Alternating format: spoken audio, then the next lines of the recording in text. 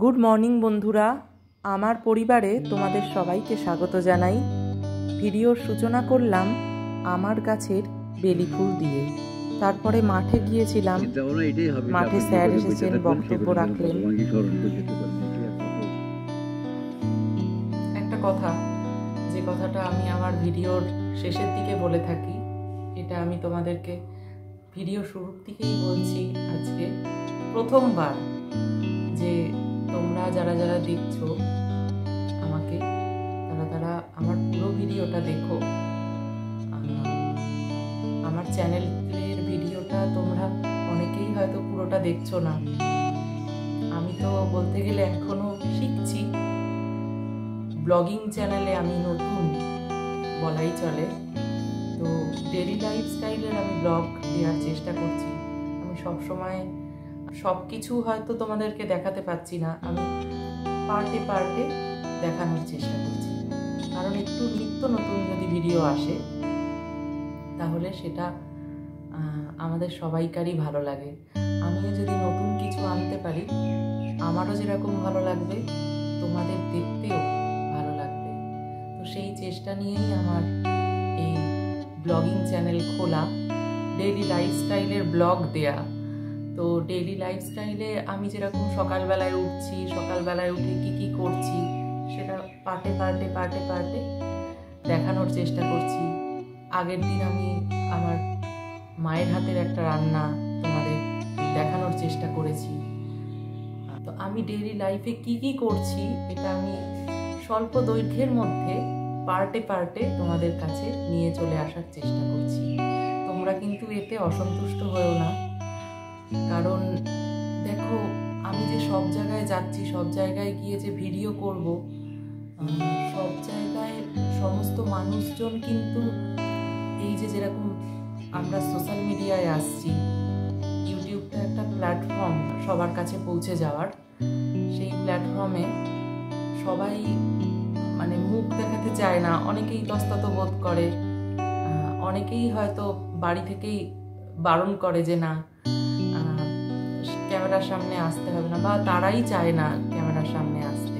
তাদেরও হয়তো কিছু সমস্যা থাকতে পারে, সমস্যা থাকাটাই স্বাভাবিক।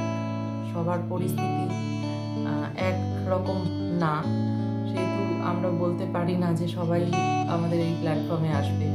তার জন্য সবসময় সব পরিস্থিতিতে ব্লগিং করে হয়ে ওঠা হয় না।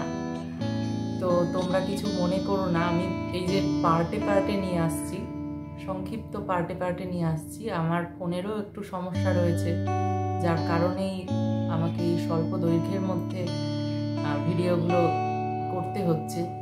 স্টোরেজের কিছু প্রবলেম রয়েছে, যার জন্য অত বিস্তারিত ভিডিও না করে সংক্ষিপ্তভাবেই আমার অনেক পর্যায়ে আনতে হচ্ছে ভিডিওগুলোকে। তো তোমরা আমার ভিডিওগুলো দেখতে থেকো। তো আজকে আমি কি করছি, কি করলাম আমি তো দেখাবই, তার সাথে আমার হাতের একটা রেসিপি যেখানে আমি রান্না করার চেষ্টা করেছি, সেটা আমি দেখানোর চেষ্টা করব। আজকে নয় কিন্তু, সেটা হচ্ছে আগের দিন রাত্রিবেলায় আমি এই চেষ্টাটা করেছিলাম। তোমরা আজকে সেটা দেখতে পাবে আমার ভিডিওর মাধ্যমে। তো তোমরা দেখতে থাকো আমার পুরো ভিডিওটা, এবং জানিও যে আমার ভিডিওগুলো কেমন লাগছে আর কোন কোন বিষয়গুলোকে ইমপ্রুভ করতে হবে।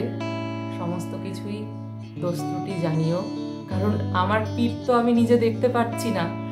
তোমরাই দেখে আমাকে জানিও যে আর কিছু কিভাবে সংশোধন করতে হবে, কিভাবে আমার ভিডিওটা তোমাদের আরো ভালো লাগবে, তোমরা আমাকে জানিও কমেন্টের মাধ্যমে। তো বেশি কথা বললাম না, আমি নিজেই নতুন ব্লগার হিসেবে একটু ইতস্তত বোধ করি অনেক সময়, যার জন্য সব জায়গায় আমারও নিজের ভিডিও করে হয়ে ওঠা হয় না। এই সমস্ত চিন্তা ভাবনা করে আস্তে আস্তে আমি সংশোধন করে নেব আমার এই দোষ ত্রুটিগুলো। তো তোমরা দেখতে থাকো, বেশি কথা আর বললাম না। দেখে জানিও, কিন্তু কমেন্ট করে জানিও। তোমরা কিন্তু কমেন্ট সেরকম করছো না আমার ভিডিওতে। তোমরা কমেন্ট করে জানিও যে আমার ভিডিওগুলো তোমাদের কেমন লাগছে। তো তোমরা দেখতে থাকো। ডুমু ডুমু করে আলুগুলো কেটে ভাজতে বসিয়েছি। আলু ভাজা হয়ে গেলে পনির ভেজে নিচ্ছি। আমি এখানে পনিরের একটা রেসিপি পেঁয়াজ রসুন দিয়ে তৈরি করবার চেষ্টা করছি। দেখো পনির ভাজা হয়ে গেছে। পেঁয়াজটাকে হালকা একটু গোল্ডেন ব্রাউন করে ভেজে নিয়ে তার মধ্যে আদা রসুনের পেস্ট আমি দিয়ে দিলাম। তেলে হালকা নাড়াচাড়া করে ভেজে নিয়ে তারপরে জিরে গুঁড়ো আমি দিয়ে দিলাম।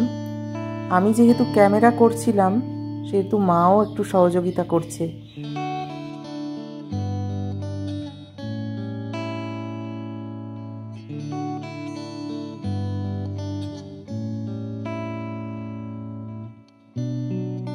জিরে গুঁড়ো, ধনে গুঁড়ো মা দিয়ে দিল।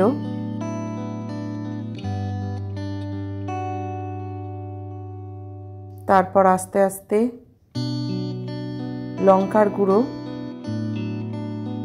এখানে বাড়িতে তৈরি আমি একটা মশলা ব্যবহার করেছি। সেই মশলার মধ্যে এলাচ, লবঙ্গ, দারচিনি, গোলমরিচ, শুকনো লঙ্কা, তেজপাতা দিয়ে শুকনো খোলায় নাড়াচাড়া করে কারি পাতাও একসঙ্গে আমি দিয়েছি। তো কারি পাতা দেওয়াতে নিরামিষ তরকারির ফ্লেভার বিশেষত ভালো আসে, তার জন্য কারি পাতা দিয়েছি। কারি পাতা দিয়ে নাড়াচাড়া করে শুকনো খোলায় নাড়াচাড়া করে মিক্সির মধ্যে দিয়ে ডাস্ট করে নিয়ে ওই মশলাটা ব্যবহার করছি। ওটা হচ্ছে হোমমেড মিট মশলা বা সবজি মশলাও বলতে পারেন কেউ কেউ। তারপরে তো নুন হলুদ মা দিয়ে দিল। আমি খুন্তি নাড়ছি। খুন্তি নাড়াটাই সার আমার।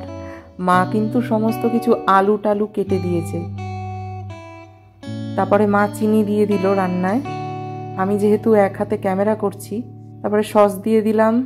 সস দিয়ে নেড়ে চেড়ে মশলাগুলোকে কষিয়ে জল দিয়ে দিলাম একটু, আলুগুলো সেদ্ধ হওয়ার জন্য।